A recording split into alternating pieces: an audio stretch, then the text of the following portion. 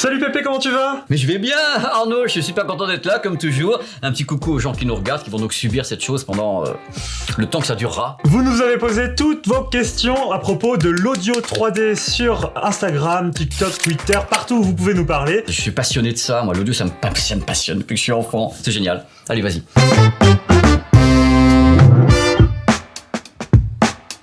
Première question Pépé, alors là il faut que tu me dises avec tes mots, qu'est-ce que l'audio 3D? Parce que moi, la 3D, je sais ce que c'est, quand je vais voir Avatar au cinéma, bah voilà, ça sort de l'écran, ça rentre dedans, tout ça.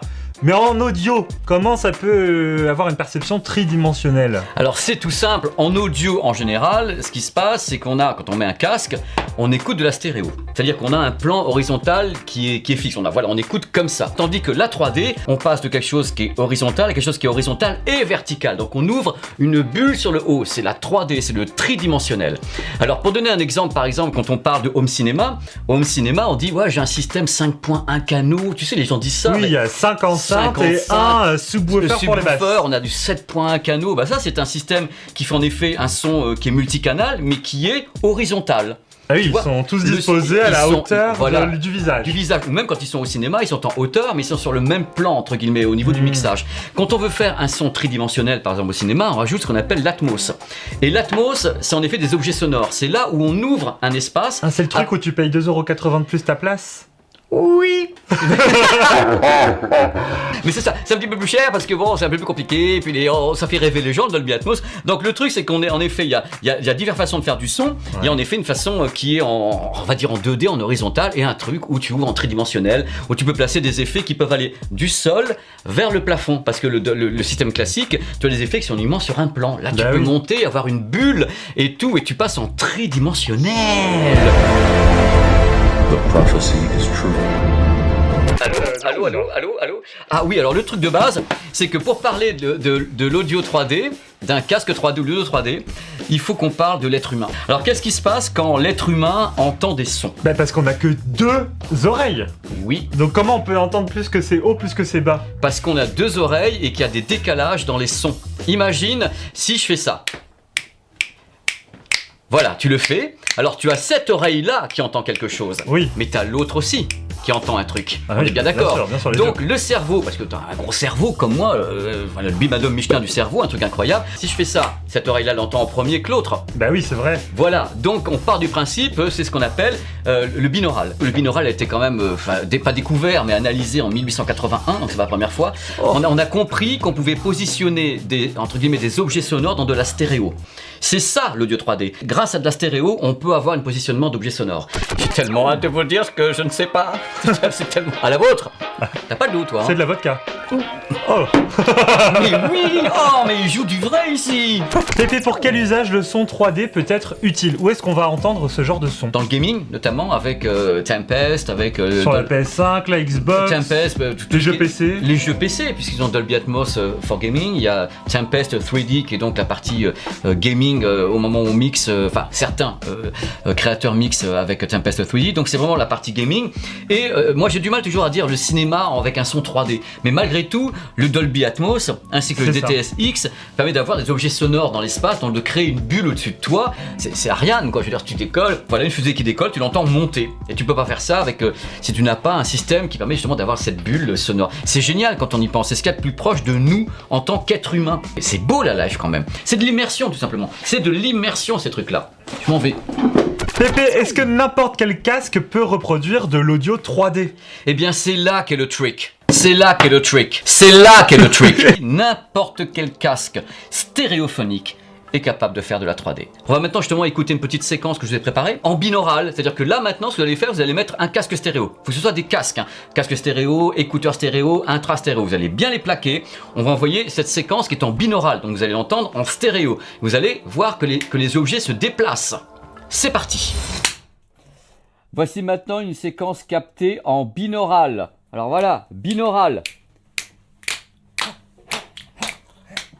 Voilà, on a des sons de partout, en binaural, au-dessus de ma tête, derrière moi. Là c'est vertical. Attends, voilà. Je fais vertical. Ici.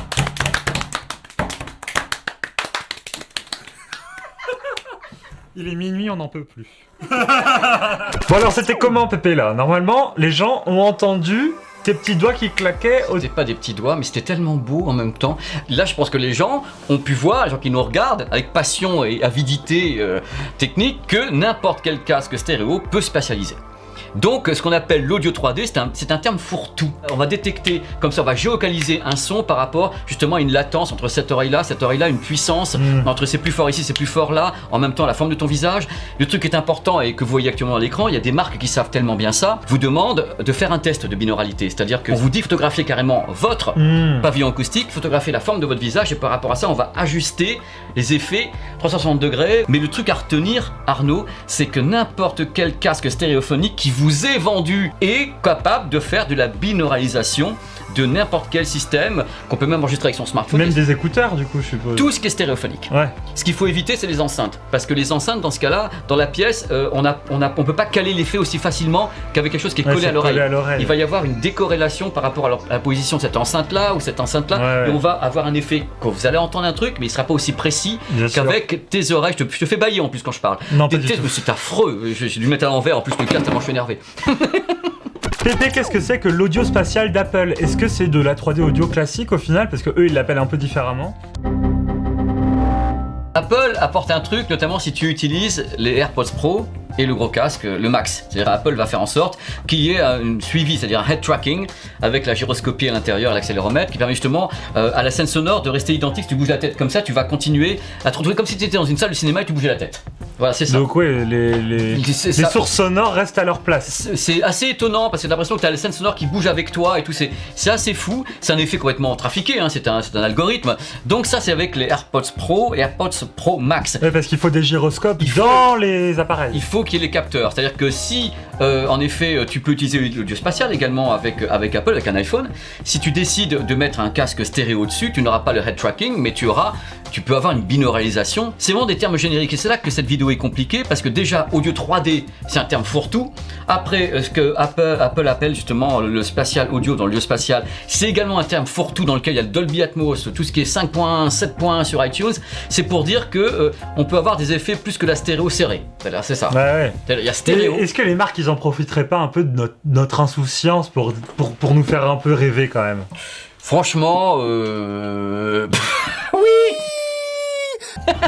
Mais ouais, non, le truc moi qui me fait un peu plus mal, c'est quand on vend des casques qui sont annoncés, oui, ce casque est Dolby Atmos, alors qu'on sait que tous les casques stéréo le sont. Alors, c'est ça. Dolby est clair, d'ailleurs sur son site, quand vous allez sur le site Dolby en France, vous avez achat du logiciel et c'est marqué obtenez le Dolby Atmos avec n'importe quel casque stéréo. C'est marqué en gros sur leur site. C'est marqué en gros. Après, ce que font les marques qui utilisent le Dolby Atmos ou la licence, c'est autre chose. Tu vois, mais à la base c'est marqué sur le site Dolby. Du moment qu'on a ces deux oreilles, on peut binauraliser tout ce qu'on veut. On peut mettre des objets sonores comme avec nos oreilles. On fait comme on entend dans la vie. Tu vois, si je te mets une claque là, je vais avoir l'écho de la claque dans cette oreille là. Bien en même sûr. temps, quand je vais savoir, je sais, tiens, je l'ai tapé. Oh bah tiens, je l'ai tapé à cette. C'est un peu ça. Tu vois, tu peux binauraliser ta vie. Binauralise ta vie. Your life is gonna be better. Et bien plus prise de tête. Pépé, question suivante. Ça claque pas du doigt comme ça, j'ai mon côté binaural qui s'active. Parce que moi je passe mon temps à faire ça dans ma vie, je peux pour tester mes oreilles, pour être sûr que j'entends bien, que je puisse entendre tes bêtises que tu me racontes en permanence, que j'ai envie de me tuer. Est-ce qu'il existe un format qui permet d'encapsuler l'audio 3D? Enfin, je sais pas, comment ça fonctionne? Ça passe par les formats classiques, genre MP3, SBC, tout ça? Tu peux mettre dans la stéréo ce que tu veux à la base, hein, mais ce qu'il y a c'est qu'il faut pas trop compresser, sinon il y a même plus d'objets, hein, donc voilà, c'est le truc. Mais il y a un format qui me fait marrer qui s'appelle Auro 3D, AURO 3D, qui est utilisé au cinéma et qui permet justement d'avoir ce côté binauralisation. C'est-à-dire qu'ils enregistrent ça, imagine tu as une cage, style une cage de Faraday. Ils mettent des micros de tous les côtés quand on enregistre les voix et tu as comme ça un effet binaural et ça s'appelle Auro 3D. Il y a beaucoup de dessins animés qui sont sortis comme ça, de films, avec justement des effets étendus sur la binauralisation avec ce format-là. Mais ça peut être fait avec Dolby Atmos ou des TSX en labo. Mais il y a vraiment un format qui s'appelle Auro 3D. Donc Pépé, acheter un casque audio estampillé 3D audio, ça n'a pas de sens en fait. Alors je comprends très bien ce que tu dis. Sache quand même qu'il y a des casques qui sont plus évolués que d'autres. Alors je vais expliquer un truc qui est très important, qui est même primordial à cette vidéo. La qualité de l'effet 3D, c'est-à-dire la binauralisation où on va en sortir les objets sonores, dépendra terriblement de la qualité enfin du papier acoustique, enfin des membranes, du casque. On n'aura jamais la même qualité de spatialisation avec un casque qui ne fonctionne pas qu'avec un casque qu'on aura acheté plus cher et qui permettra justement d'avoir plus de détails pour détecter tous les objets sonores qui seront placés dans la binauralisation faite par le logiciel. Il y a d'excellents modèles chez Astro, il y a le 50. Vous avez SteelSeries, alors ils ont des tas de modèles de tous les côtés de très bonne qualité. Il y a des modèles que j'aime bien mais qui sont un peu chers chez Odez. Il y a le Moebius et autres, ça dépend si vous êtes comme ça uniquement PC ou si vous voulez d'autres consoles et autres. Il y a Corsair, une marque que j'aime bien, il y a des modèles qui sont vachement bien chez Corsair, c'est vraiment une marque que j'aime beaucoup. Le choix est vaste chez Bose et autres. Il faut éviter les petits casques à 40-50 € si vous voulez vraiment binauraliser à fond quoi. Ouais. Parce que vous allez avoir la binauralisation mais elle sera pas extrêmement précise. Et je pense que quand on joue justement, l'idée c'est d'avoir ce côté où on peut entendre un adversaire avant qu'on voit. Ouais. Quand t'es au first player, je veux entendre qui je veux buter quoi. Faut que j'entende arriver pour être bien sûr de me mettre ça tonner quoi. Voilà. Donc pour avoir un bon son 3D, il faut avoir un bon casque, mais on s'en fout d'avoir un casque 3D. Voilà, la base c'est ça. Première question. Il y en a pas. Je veux pas. Je veux partir. Je veux rentrer chez moi. J'ai faim. Mais Non. toi aussi. Pourquoi? Est-ce qu'à quelle heure? Est-ce que ta maman va bien à propos? Et comment ça s'est passé ton week-end? Je sais pas. Et on m'a dit que tu t'es bourré ce week-end. Mais par qui? Question suivante, Pépé. C'est bon, ça va? Cette émission est absolument indiffusable. Indiffusable. Non mais nous sommes indiffusables qu'à un moment donné. Je veux dire. Et, je sais pas ce qui nous arrive quand on est ensemble, on est tout excités. Il y a que toi qui sais. Moi je ne sais pas. En plus de ça, je me prends un râteau. Bien sûr, toujours. Alors, question suivante. Mon smartphone me propose un son en Dolby Atmos. Ça change rien, pourquoi? Je vais dans mes paramètres là. Il y a Dolby Atmos. Bam. Bam, il est où Dolby Atmos? Il est là. Je l'ai activé parce que je me dis ça, Voilà. ça peut pas faire de mal. Mais non, ça fait pas de mal. Mais C'est- qu'est-ce que c'est que ça? Bah logiquement, quand Ça il change va- rien quand je. parce que est-ce que tu l'as essayé avec un vrai film diffusé par Netflix en Dolby Atmos? Non, j'ai regardé juste une vidéo YouTube de McFly avec Carlito. Le mec, mais c'est la honte Mais internationale. écoute, moi je te dis. Oh, j'ai pas fait ça, mais je te dis ce que les gens font dans la vraie Mais vie. ils ont raison de le Ils faire. regardent les vidéos qu'ils ont filmées en vacances. Mais oui, mais faut savoir que la plupart des smartphones sont capables de faire des sons un peu factices, même si vous mettez de la stéréo, certains sont capables de faire des trucs pas possibles. Mais quand il y a une activation de quelque chose qui est relatif au Dolby Atmos, il est, à mon sens, logique qu'il soit utile au moment où vous avez un signal Dolby Atmos. C'est-à-dire que si vous avez Netflix en Dolby Atmos, ou si vous avez du Dolby Atmos for Music d'une façon ou d'une autre, vous activez le Dolby Atmos et que peut-être, en priant tous les saints de la Terre, même ceux qui, voilà, on aura peut-être des effets un peu plus larges ou quelque chose de plus large. Moi, personnellement, j'ai fait des essais, c'était pas forcément probant. Je suppose qu'avec certains smartphones, même en activant le Dolby Atmos avec certains trucs qui sont un peu spatialisés, il va en rajouter. Ouais, il en rajoute des caisses. Parce quoi. que c'est un truc nomade, donc on fait un truc en nomadisme avec des smartphones. Bien sûr que la meilleure façon d'avoir du Dolby Atmos, c'est d'être chez soi avec une barre de son, un système, ou bien d'avoir une binauralisation dans un casque. Voilà, c'est tout. Mais à la base, il faut essayer ce genre de système avec une source Dolby Atmos, Netflix ou tout ce que vous voulez en Dolby Atmos. Vous activez le truc et ça va vous accroître un petit peu l'effet binaural dans un casque stéréophonique. Ok. Pépé, merci en tout cas d'avoir répondu à. Mais vous savez pas parler. Pépé Mais il y a des moments comme moi, vous vous mettez à bafouiller. On recommence. Non mais ça faut la garder celle-là, c'est la bonne. En fin de compte, c'était la fin, donc merci d'être venu Arnaud. En tout cas, merci Pépé de C'était un ton plaisir. expertise. Je suis très content de t'avoir à mes côtés. Mais moi aussi, c'est un plaisir sans cesse renouvelé. On fera d'autres émissions bientôt. Bah, On bien sera sûr, on encore continue. plus compliqué pour que vous ayez encore plus envie de nous bâcher et tout. C'est l'émission d'Oliprane, quoi. Ah, celle-là, Dolby Prane. Bonne journée. Merci en tout cas de nous avoir regardé. N'hésitez pas à nous suivre sur les réseaux sociaux. On est sur Insta, Twitter, Facebook, YouTube et j'en passe. Toi aussi d'ailleurs, ta chaîne YouTube, Pépé paraît, World. Et tu sors tes vidéos le dimanche, j'ai remarqué. En semaine et le dimanche. Mais le dimanche, ça me fait plaisir parce que les gens, ils sont en train de prendre leur petit déjeuner. Ils m'envoient des photos de leurs enfants, de leurs chiens. Ils sont en train de regarder. Ils sont en train de me maudire en même temps. J'aime bien qu'on me maudisse. Et bien au revoir. Non, Au revoir. merci d'avoir regardé. Vive la technologie et à plus tard, à bientôt. Oui, vive la technologie.